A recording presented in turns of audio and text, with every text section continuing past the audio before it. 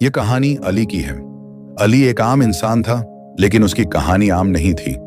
अली ने अपनी कहानी खुद खास बनाई। आज से 4 साल पहले अली की जिंदगी भी बाकी लोगों की तरह ही थी।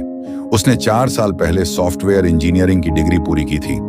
जब यूनिवर्सिटी की डिग्री शुरू हुए कुछ ही समय हुआ था तो उसके घर वालों ने उस पर दबाव डालना शुरू कर दिया कि वह बाहर जाए, कुछ कमाए और अपने पिता के घर के खर्चों में हाथ बटाए।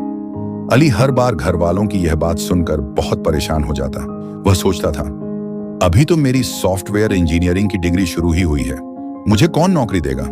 और उसने इससे पहले कभी कोई नौकरी भी नहीं की। लेकिन दिन ब दिन घर वालों का दबाव बढ़ता गया। वे चाहते थे कि वह कोई काम करे और पैसे कमाकर घर लाए। अली अकेले बैठकर बहुत सोचता रहता कि वह कौन सी नौकरी करे।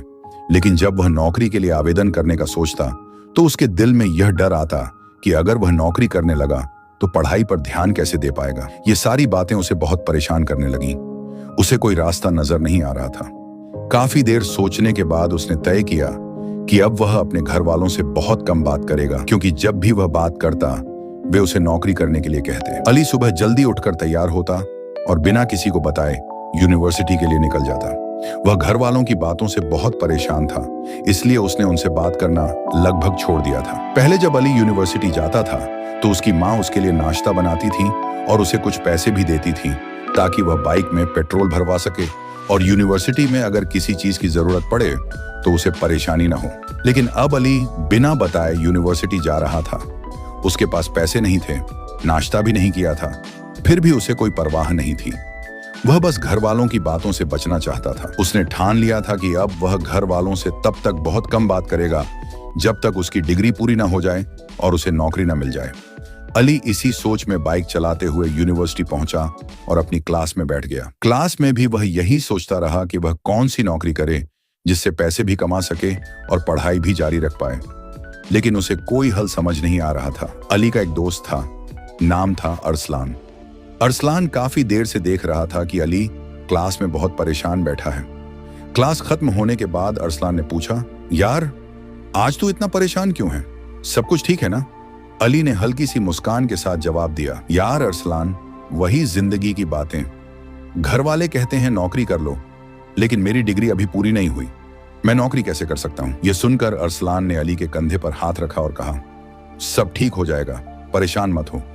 अगर तुझे कुछ पैसे चाहिए तो बता देना, मैं दे दूंगा। अली ने कहा, मैं मांगना नहीं चाहता, मैं खुद कमाना चाहता हूँ। दोनों कुछ देर यूनिवर्सिटी के ग्राउंड में बैठे बातें करते रहे। जैसे ही शाम हुई, अरसलान ने कहा, चल यार, मैं घर जा रहा हूँ, मुझे भूख भी लग रही है और आज जो असाइनमेंट मिला है वह भी पूरा करना है।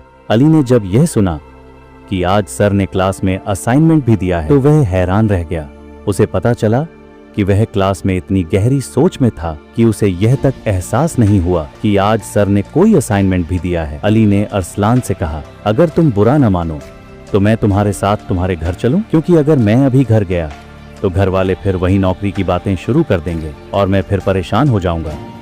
अरसलान ने हंसते हुए कहा, हाँ हाँ यार, जरूर चल, आज साथ में असाइनमेंट भी कर लेंगे और खाना भी खा लेंगे। अली अरसलान के साथ उसके घर चला गया।